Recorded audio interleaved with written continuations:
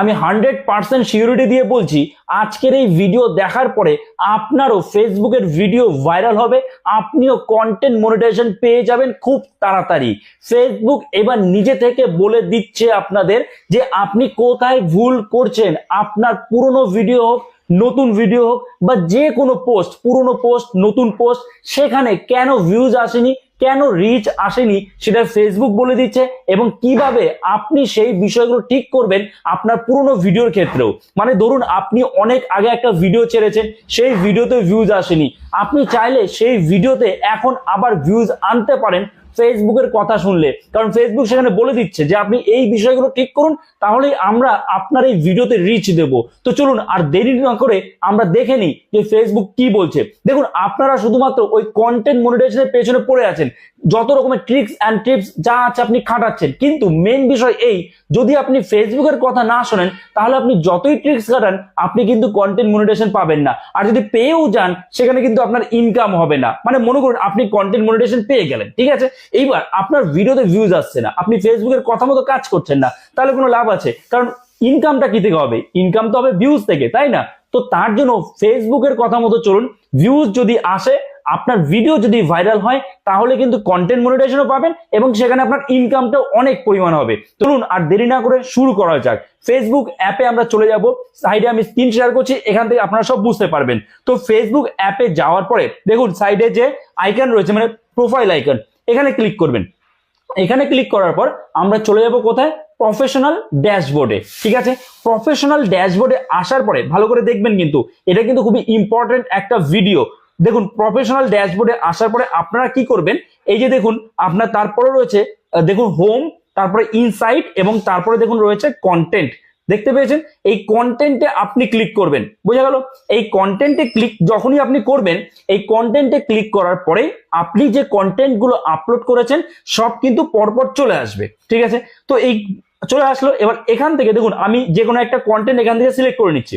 ধরুন আমি এই কন্টেন্টটা এখান থেকে, ধরুন এই কন্টেন্টটা আমি সিলেক্ট করলাম। ঠিক আছে, সিলেক্ট করার পর দেখুন এখানে আমাদের কি দেখাচ্ছে, এখানে এই যে দেখুন একটা লেখা রয়েছে বেস্ট প্র্যাকটিসেস, এবং তার পাশে সি অল রয়েছে।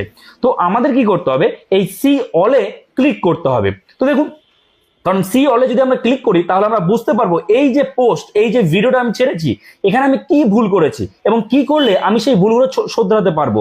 দেখুন এখানে ক্লিক করলাম সি অলে। সি অলে ক্লিক করার পর দেখুন রয়েছে best practices, improve your videos performance by applying this best practices.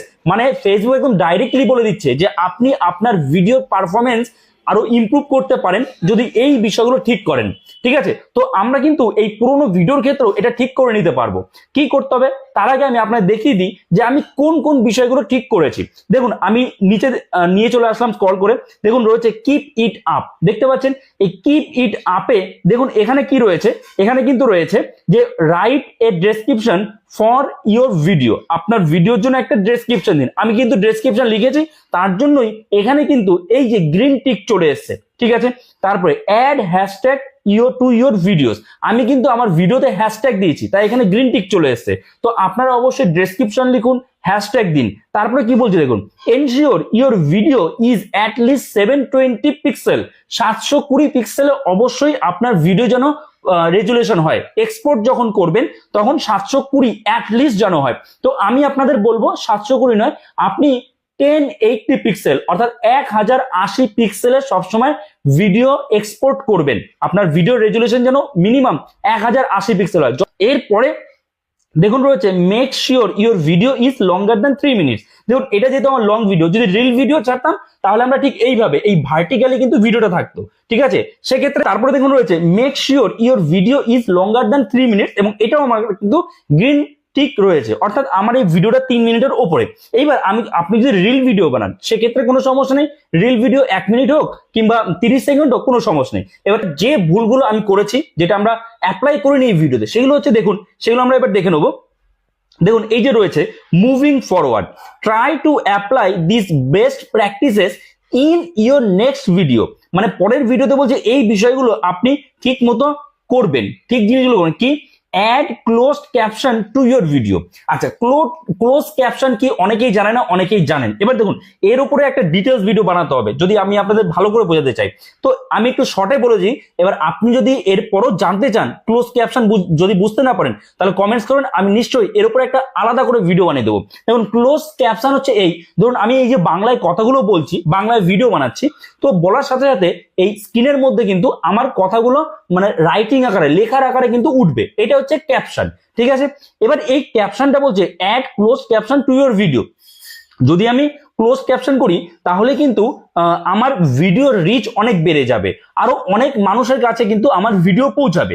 এবার ব্যাপারটা হচ্ছে এই, ক্লোজ ক্যাপশন অ্যাড শুধু করলেই হবে না, মানে যেটা আছে অটোমেটিক ক্লোজ ক্যাপশন, এটা যদি করেন তাহলে কিন্তু সেটা ঠিক হয় না প্রত্যেক ভিডিওর জন্য। কারণ অটোমেটিক ক্লোজ ক্যাপশন যেটা থাকে সেক্ষেত্রে কিন্তু এআই এর মাধ্যমে সেই ক্যাপশন গুলো আসে, আর এআই এর মাধ্যমে যখন ক্যাপশন গুলো আসে তখন কিন্তু সেখানে অনেক ভুল ক্যাপশন আসে।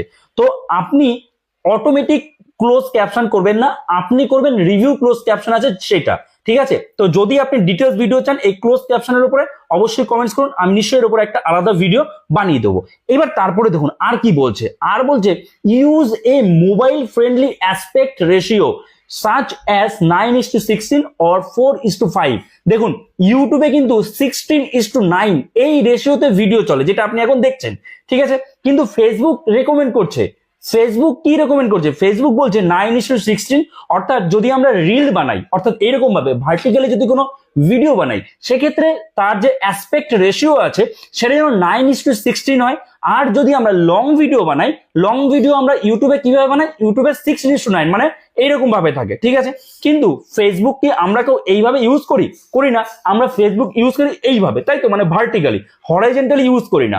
তো ফেসবুক যখন আমরা ভার্টিক্যালি ইউজ করছি, তো রিল আকারে না থাকলেও আমাদের যে লং ভিডিওগুলো থাকবে সেটা যেন 4:5 এই রেশিওতে আমাদের থাকে ভিডিওগুলো। তাহলে কি হবে, সেই ভিডিওটা অনেক বেশি মোবাইল ফ্রেন্ডলি হবে এবং মানুষ সেটা দেখতে পছন্দ করে। মানে এরপরে আরো যেগুলো বলছে এখানে দেখুন, আর যেগুলো বলছে অ্যাকশন টু টেক নাও, মানে এই যে মুভিং ফরওয়ার্ড যেটা রয়েছে এটা হচ্ছে পরবর্তী ভিডিওর ক্ষেত্রে আমি এগুলো ঠিক করতে পারবো। এই দুটো জিনিস, যে অ্যাড ক্লোজ ক্যাপশন যেটা এখন আর আমি অ্যাড করতে পারবো না, এবং অ্যাসপেক্ট রেশিওটাও এখন আমি ঠিক করতে পারবো না, কারণ এটা এডিটিং এর সময় ঠিক করতে হয়।